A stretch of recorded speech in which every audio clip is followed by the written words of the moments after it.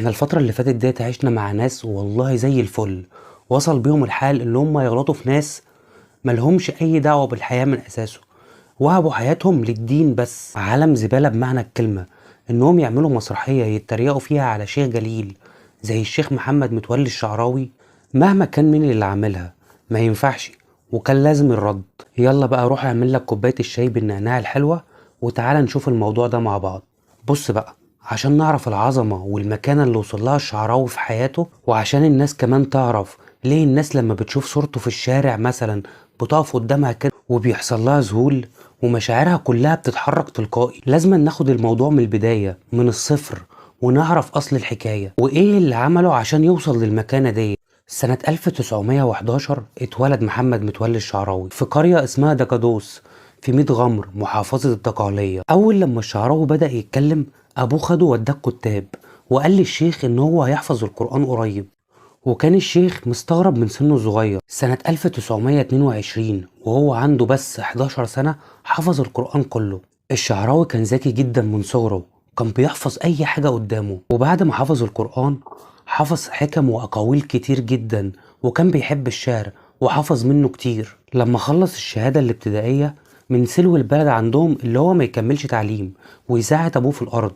بس أبوه كان بيخرب الساقية وبيبوظ الأرض وبيتهمها في الشعراوي، بيقول اللي هو مش هينفع يشتغل معايا. هنا بقى أبوه قرر إن هو يدخله المعهد الثانوي في الزقازيق، وكان وقتها أي حد عايز يدرس في الأزهر لازما يعدي على كشف هيئة الأول. فالشعراوي كان عايز يساعد أبوه في الأرض ومش عايز يكمل تعليمه، فلما عرف اللي فيه كشف هيئة قام حاطط في عينه شطة قبل ما يخش الكشف وعمل نفسه مش شايف، بس هم عرفوا وقبلوه عند. ومن هنا بقى زاد اهتمام الشعراوي بالشعر والأدب، كان بيحب القراءة جدا وبيحب التعمق. كل ده وهو بيحفظ القرآن عقله الذكي خده في مكانة كبيرة جدا ما بين زملائه. ده بقى رئيس اتحاد الطلبة، وبقى كمان رئيس جمعية الأدباء في الزقازيق. في الوقت ده كان بيدرس معاه الدكتور محمد عبد المنعم خفاجة والشاعر طاهر أبو فاشا والأستاذ خالد محمد خالد والدكتور أحمد هيكل والدكتور حسن جاد. كانوا بيوروه أي حاجة بيكتبوها، بيهتموا اللي هم ياخدوا رأيه في أي حاجة.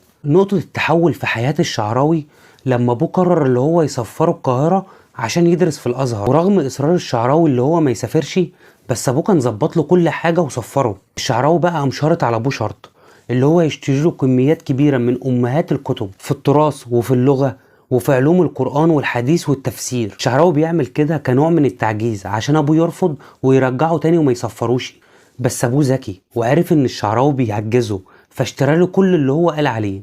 وقتها كانوا بجنيه كامل، والجنيه ده كان حاجة كبيرة قوي.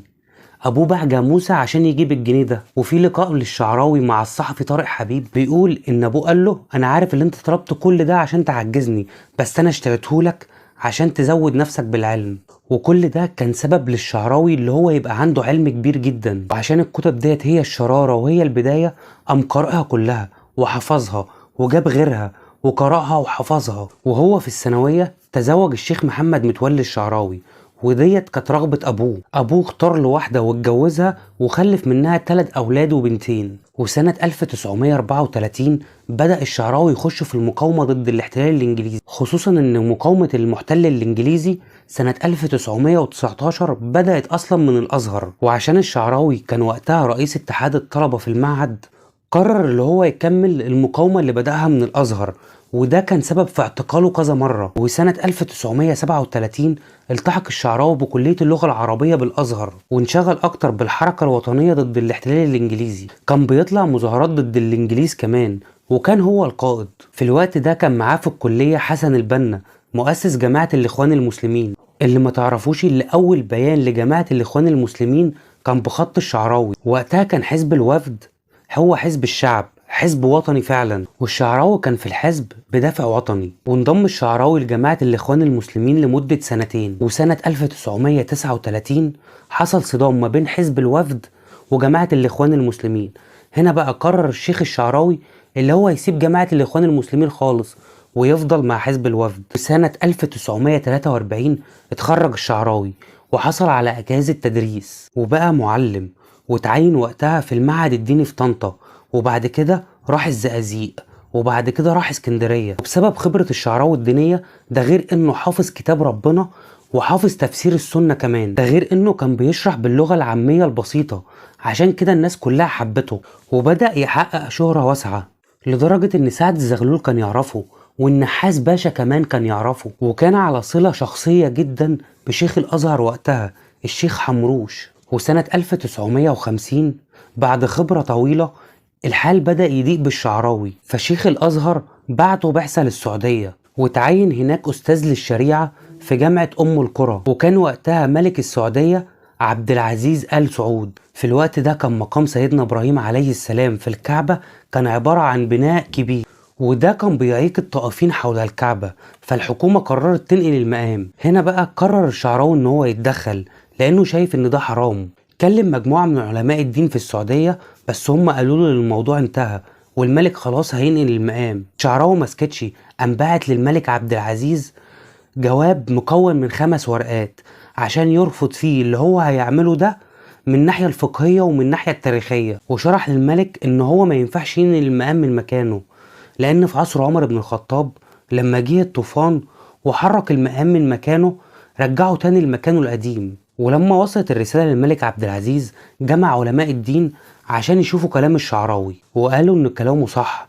وقتها بقى اقترح الشعراوي اللي هم يغيروا المبنى الكبير ده بصندوق زجاجي صغير، وفعلا نفذوا الاقتراح، ولحد وقتنا هذا المقام موجود بنفس الشكل. وسنة 1973 كان الظهور الأول للشيخ محمد متولي الشعراوي على التلفزيون، وكان بيفسر قرآن، وقال إن تفسيره للقرآن مش بالمعنى الكامل، هي خواطر بتيجي على قلب مؤمن فبيقولها، ولو القرآن الكريم ليه تفسير كامل كان الأولى بيه سيدنا محمد. وبعد اللقاء ده الناس حبت الشعراوي بشكل كبير جدا، اللي شجعه وقتها ان السادات كان بيحاول يقف جنب الدين بشكل كامل عشان يقضي على الشيوعية اللي كانت موجودة ايام عبد الناصر. وبعد كده اتعمل للشعراوي اشهر برنامج تفسير في العالم الاسلامي كله، كان بيجي بعد صلاة الجمعة كل اسبوع، وبعد كده الشعراوي خد مكانة كبيرة قوي في قلوب الناس.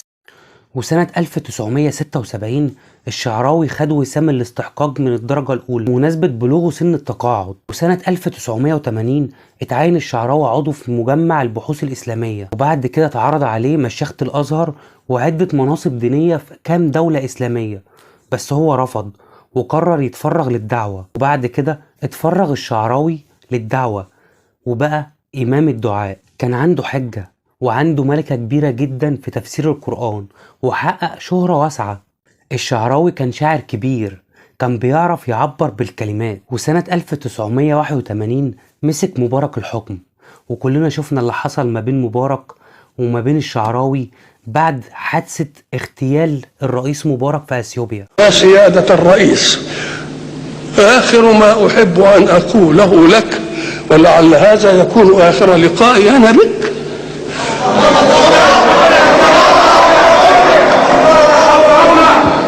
إذا كنت قدرنا فليوفقك الله، وإذا كنا قدرك فليعينك الله على أن تتحمل.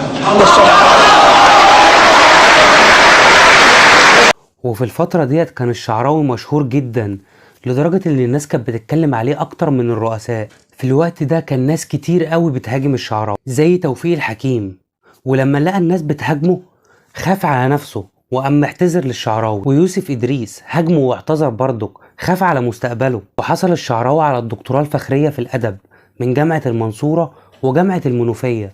الشعراوي كان له علاقات كبيرة جدا مع كل الرؤساء في عهده. الشعراوي في لقاء ليه كان بيقول بعد كل المناصب ديت كنت قاعد في المسجد فحسيت ان انا كبير وان الغرور دخل قلبي، فقمت جاي قايم مشمر الجلابية وداخل على الحمامات، مسحت الحمامات بتاعت الجامع كله عشان اقلل من نفسي وافهم ان ربنا هو اللي بيختار، وساعتها تبت وندمت. الشيخ الشعراوي ألف أكتر من 60 كتاب وساب تسجيلات كتير وفيديوهات أكتر، والمؤلفين جم بعده كتبوا من علمه أكتر من 72 كتاب. في لقاء لابن الشعراوي بيقول إن هو قبل ما يموت على طول بص لفوق وقعد يسلم على أولياء الله الصالحين وقال أسماء كتير جدا، وبعد كده فجأة انتفض وقال أنا استاهل ده كله، أنا جاي اهوت أشهد أن لا إله إلا الله وأشهد أن محمد رسول الله، وقام متوفي.